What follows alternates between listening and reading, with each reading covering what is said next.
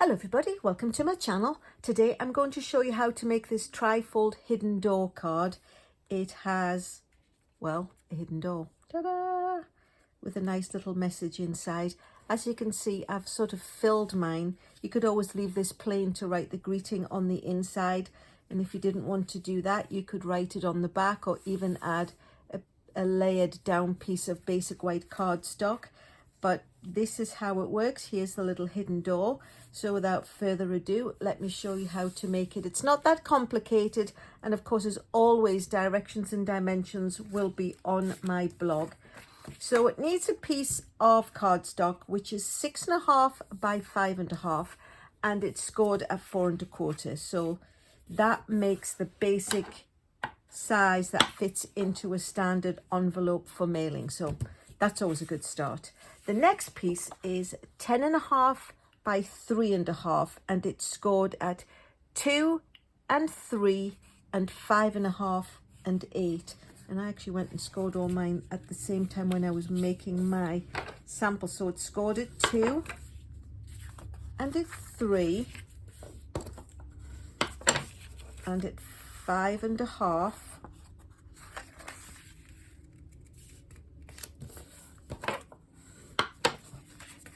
and at 8. So that's the basis of the pieces that fit inside. It does actually fold back on itself, but it's always best to score it nicely, and then we can, that's actually how it goes, but we will come to that a little bit later. Then we need a layered down size piece of cardstock to go in the back. And this is 4 by 5.25. So let me just go ahead and pop that in to get us started. This is Gorgeous Grape, and Highland Heather, of course, is the body colour. So I'll just pop that inside. It's just a regular layered 1/4 inch smaller piece. Then we need some designer series paper and some basic white pieces.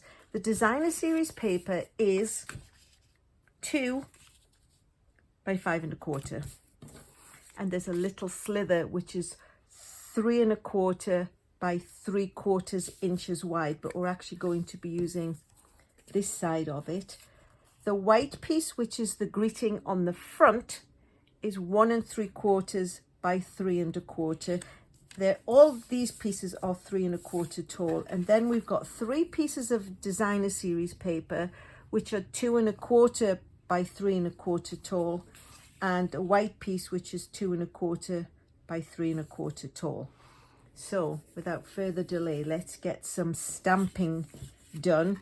So I'm going to bring in the shaded spruce, which is one of the greens that coordinates with the perennial lavender designer series paper that I'm using.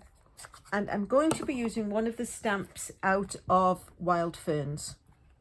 So it's this one. This is a cling stamp. It's not the clear acrylic, but it works just as wonderfully well. So we'll ink that up with the shaded spruce. Just make sure there's ink everywhere, and pop it into the middle of the piece of basic white cardstock. And this is going to be the inside greeting. And what I wanted to do was use the lavender set, the painted lavender, and use this little piece to go across the bottom. So I'm just going to quickly pop a little piece of scratch paper underneath because I don't want it to get onto my work surface. And I'm just going to ink this up with the Highland Heather.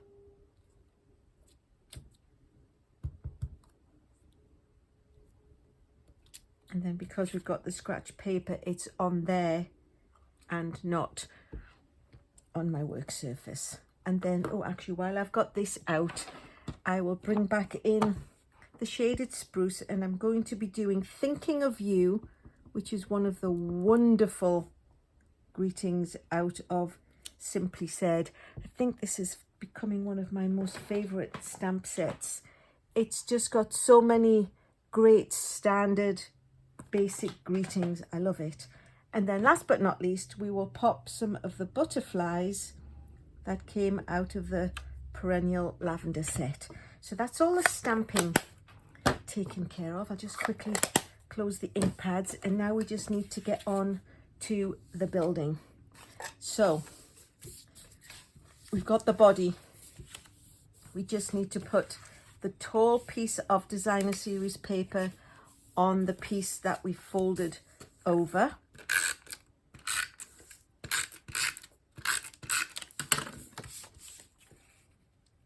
And that is just layered around.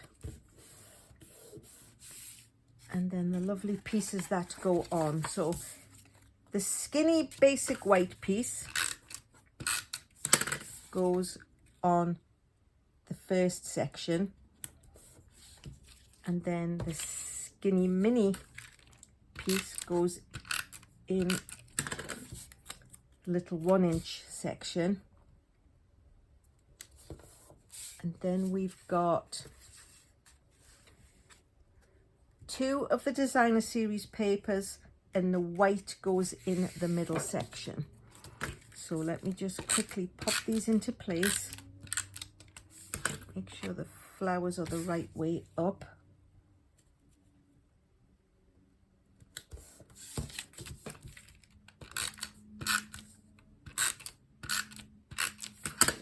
So 1 on each side, as I said, and then the basic white greeting panel goes in the middle.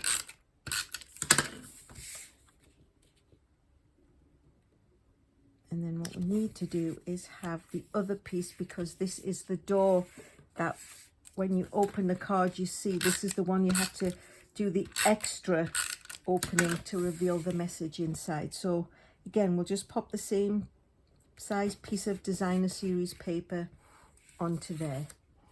And then what we're going to do is fold this down, and we'll pop this into the middle of here on the back. So we just need to put adhesive on the opposite side to where the white greeting is.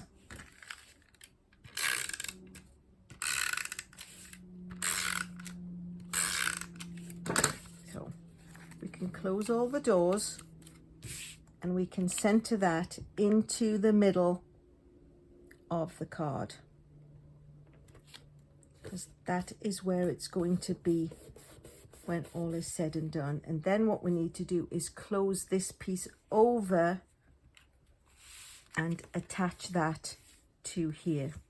So we're just going to put glue over to, well, when you're putting the glue on, it's over to the right, but over to the side that will attach to this side, and then a strip down the front. And you can see you can go from this point to this point, and it's going to attach to here. So then what we need to do is close this onto it, and then when it opens, it reveals the message inside. So it's best to do that with the card closed, because it needs to be closed to fit inside the envelope. Sometimes there's a 1/4 to 1/16 of an inch, and it would buckle if you try to do it flat and then close it. So always make your cards closed, because nobody opens a card and pulls it so that it goes. Can you see how it's not actually going like 100% flat? But nobody tries to make a card go flat. They usually do it just on an angle so it will fit on the shelf or their mantelpiece or wherever they're proud enough to display it. So last but not least, I'm going to bring in some of these lovely purple shimmer gems, and we will put one down here, oops, and a big one up at the top, and a little one next door. So there you have it, 2 the same. So it opens, and it's got that extra little door for the greeting. It's quite quick and easy, isn't it? I mean, it's very doable. As always, directions and dimensions will be on my blog.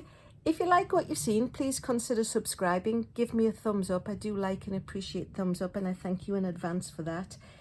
If you've got any comments or questions, pop those in the description box below. I'll always answer everyone. If there's anything you need to know, just ask, because that's why I'm here. It's why I love to share what I do. And last but not least, thanks so much for watching.